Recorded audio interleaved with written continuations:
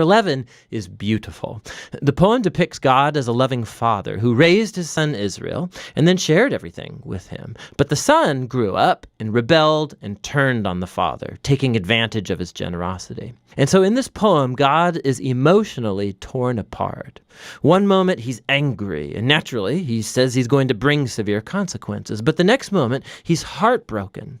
And then he says that he's moved by his mercy and compassion, and he's going to forgive the son that he loves. He says, "How can I give you up, Ephraim? My heart churns inside of me. All my compassion is aroused." And so while God did allow Israel to be conquered by Assyria, face the consequences, that's not God's final word. There's still hope. And that's what the last chapter is about. Hosea calls Israel to repent and turn back to their God, but he knows that it won't last because it never has before. And God says that one day he will heal their waywardness and love them freely.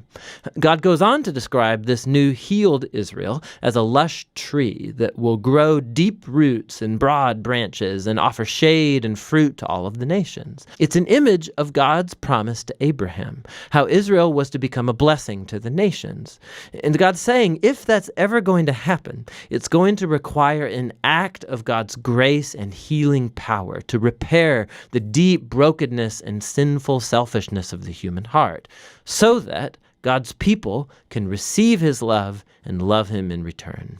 This is what God promises to do. Now, after this poem concludes, we find the very last words of the book. They're like an appended note.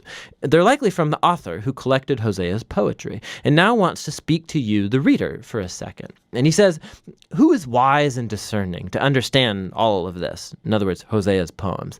"The ways of the Lord are right. The righteous walk in them, but the rebellious stumble in them." So the author wants you to know that Hosea's ancient poetry to northern Israel is not locked in the past. It reveals deep truths about God's character and purposes and human nature. And while God should and does bring his justice on human evil, his ultimate purpose, his heart, is to heal and to save his people. And that's what the book of Hosea is all about.